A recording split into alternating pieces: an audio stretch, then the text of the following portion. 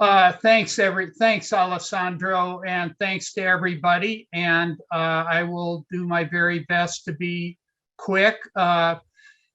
I want to speak about the questions we come up against, and I want to thank all the panelists. Of course, I'm going to be trying to draw from some of what they've said as well. Here's some questions we get that we've gotten in carrying out this campaign and that we need to speak to expand this campaign as everyone has been talking about, we urgently need to do. There's all kinds of things going on in the world, lots of terrible things, lots going on in my own life. Why should we focus on prisoners halfway around the world in Iran? And can anything really be done about this? That's a real question. First of all, we're fighting to stop outrageous, unconscionable atrocities from taking place. Just this week alone in Iran, 2 political prisoners were executed, Majid Amouri and Kadir Nasseri. Courts also upheld 16-year prison sentences for 2 globally recognized award-winning astronomy students, one of them 22 years old, one of them and the other 23 years old, for daring to think, speak, and act politically. These things have to be stopped, and we know that international attention and pressure can help do that. 2 prisoners, and I think Sattar referred to this, Nazanin Radcliffe and Anousheh Ashouri were freed earlier this year. Now, we know it was partly due to the dealing and wheeling and dealing the imperialist British did with the theocratic fundamentalists in Iran, but it was also because of the efforts of everyone on this panel, the families of both Anousheh and Nazanin, Amnesty International, Center for Human Rights in Iran, the International Emergency Campaign, the families, and so on. That made a difference in freeing them. And we also know, as Miriam said, that international pressure has saved some prisoners' lives by getting them medical releases, better treatment in some cases, and so on. Of course, much, much more needs to be done. But we're not just fighting to stop these atrocities, we're also defending and spreading the heroic spirit and courage that so many of these prisoners have shown that's crucial for the future of Iran, and that humanity in this country certainly needs much, much more of. I want to talk about one example, which has been mentioned by a couple of the panelists, Narges Mohammadi. This past November, she was arrested for the 12th time, again subjected to the torture of solitary confinement, denied books, pencils, adequate bedding, phone calls, even calls to her children, who she hasn't seen in 7 years. During this time, these years, she's had 2 major heart attacks, yet she continues, as she writes, to fight for justice, and her sacrifice has been worth it, she writes. The only way to survive is to protest, resist, and unite against it. And of course, we could give many, many examples of this. We could spend the rest of our time doing that. This heroism isn't something just to admire, but something to defend, emulate, and spread. And it's very much related to the point that and we know that this is why we want to strengthen the spirit of the prisoners. Regime officials have told various prisoners that, why are you so famous? Why do so many people know about you around the world? And we've got feedback from prisoners who've watched or heard of our different clubhouses and forums that the International Emergency Campaign and other groups have put on. And The third reason is that the struggle and the fate of these political prisoners is directly related to the fate of over 80 million people in Iran, and with global impacts.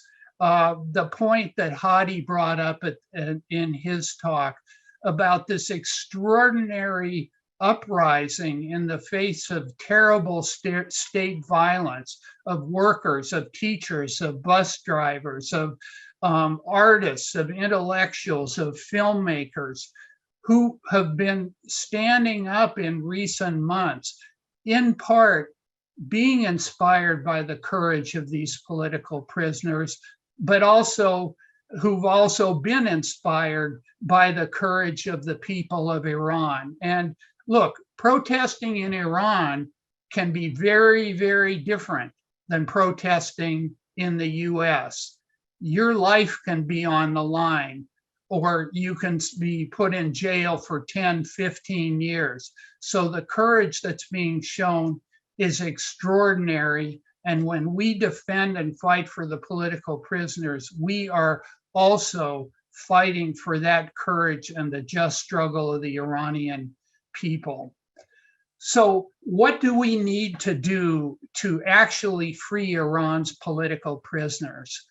Speaking for the emergency campaign, and again, everyone on this panel has been involved in their own ways in fighting for the political prisoners, but speaking for the emergency campaign, we've helped spark or organize protests around the world, in New York, in Europe, London, Paris, Dusseldorf, Berlin, even Finland and Sweden, and all the way to Bogota, Colombia.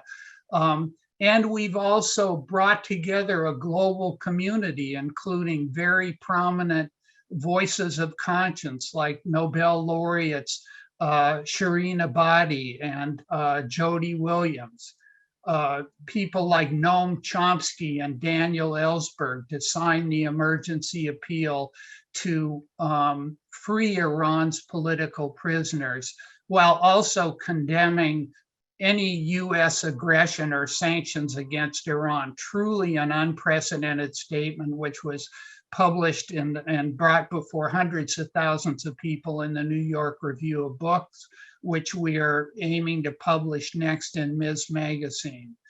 But obviously much more has to be done, because we need to create the kind of global outcry of condemnation that puts the sort of pressure on an exposure of the Islamic Republic of Iran that threatens its functioning and its legitimacy and strengthens the struggle of the people against it. That's a big task, but this is what we need to aim for.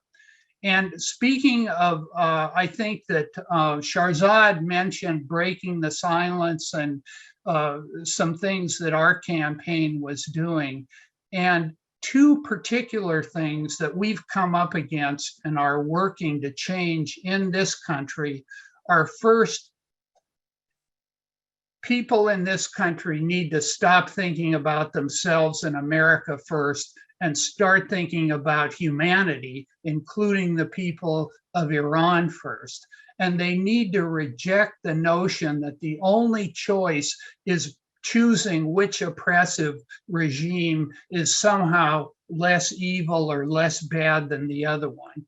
America isn't a force for good in the world, and Iran's Islamic Republic isn't an anti-imperialist alternative to global capitalism and the American empire. And this is something we've been struggling about. Supporting prisoners in Iran does not mean supporting US sanctions or war efforts.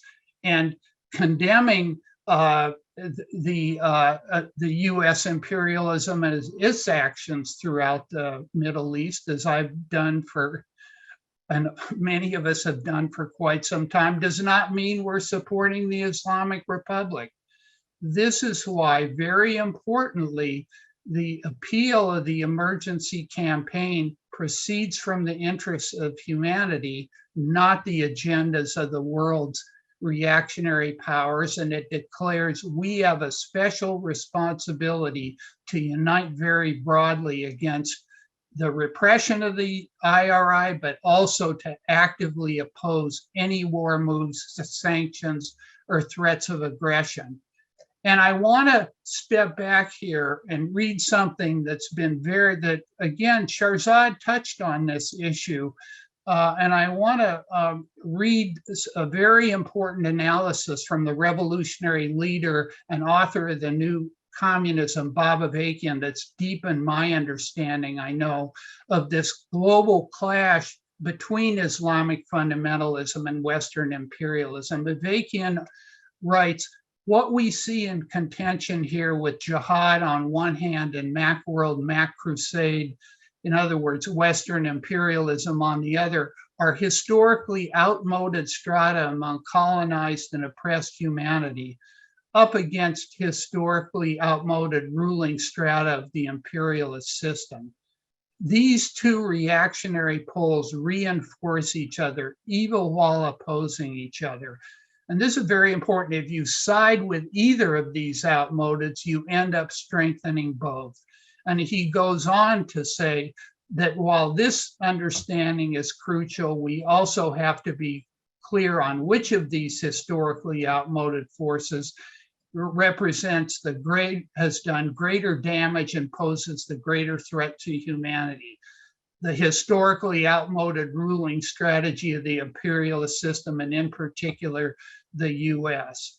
And again, I think this is very important, both in taking a stand in support of Iran's political prisoners while also opposing the actions of the US government, but also a very important thing to think about in terms of the points Hadi was bringing up about the debate that's now going on about the very future of Iran.